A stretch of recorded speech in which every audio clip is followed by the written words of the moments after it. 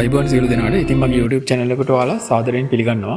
බලමු අපි අද ආරක්ෂිත ගෘහයක වගාවක් සඳහා බීජ තවන් දාන්නේ කොහොමද කියලා. ඒ කියන්නේ මේ බීජ තවන් දැමීමට අපි භාවිතා කරන්නේ මොන ක්‍රමයේද කියලා. ඉතින් අපි ඉස්සර නම් පොළවේ පාත්තියක් කොටලා ඒ පාත්තියේ බීජ දාලා තමයි පැල ලබා ගන්නෙ. ඉතින් මේ ක්‍රමය ගොඩක් අවාසි වෙනවා. මොකද අපි එහෙම පැල ලබා ගන්නකොට ඒ පැල 100ට ගානක් හානි වෙන්න ඉඩ තියෙනවා. ඒ වගේම එයාලගේ මුල් ඒ පැලවල මුල් සහ කඳට හානි වීම තුලින් අපිට නිරෝගී පැල ලබා ගන්න බෑ.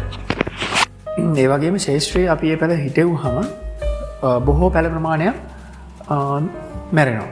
ඉතින් ඒකට විසඳුමක් ලෙස අපි තවන් තැටි හෝ තවන් බඳුන් යොදා ගන්නවා මේ පැල ලබා ගැනීම සඳහා.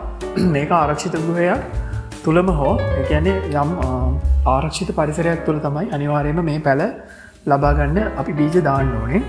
ඒ කියන්නේ ඒ වගේම මේ තවන් බඳුන් වලට දාන නැත්නම් තවන් තැටි වලට දාන පස්මාද්‍ය පවා අනිවාර්යෙන් ජීවාණුවරණය කරන්න ඕනේ.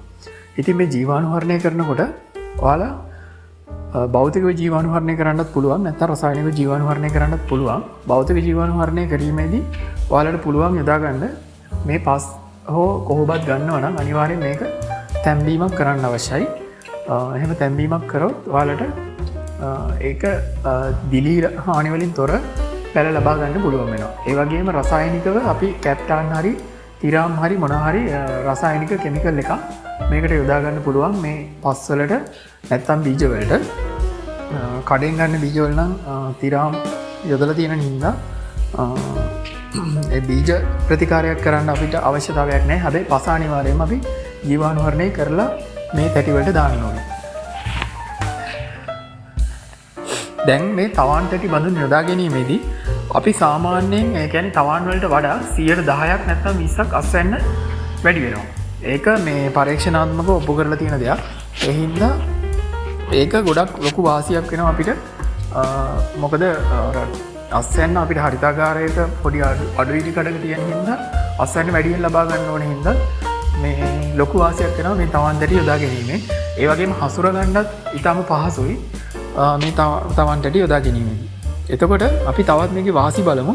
දැන් අහිතකර දේශගුණික තත්ත්ව වලින් තවන් ආරක්ෂා කරන්න පුළුවන් මේ තවන් තැටි යොදා ගැනීමේදී.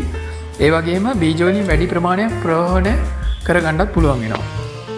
තවන් පාලන කටයුතු මං ඉස්සෙල්ලා කිව්වා වගේ පහසු වෙනවා. එතකොට භූමි ඵලදාවය වැඩි වෙනවා. සම්පත් නාස්ති අවම වෙනවා. ඒ වගේම නිරෝගිමත් පුෂ්ටිමත් පැලයක් ලබා ගන්නත් පුළුවන් වෙනවා. එතකොට තවන් අවස්ථාවේදී ශේෂ්ත්‍රයේ පැල සිටුවහම මිය යාම ඊටම අවම වෙනවා. මේවා තමයි මේ ආරක්ෂිත ගෘහයක් තුළ භෝගයක් වගා කිරීමේදී අපි තවාණක් සකස් කරගැනීමේදී තියෙන වාසි. ඒ කියන්නේ ට්‍රේ තැටි භාවිතා කරගැනීමේදී අපිට වාසි මේවා තමයි.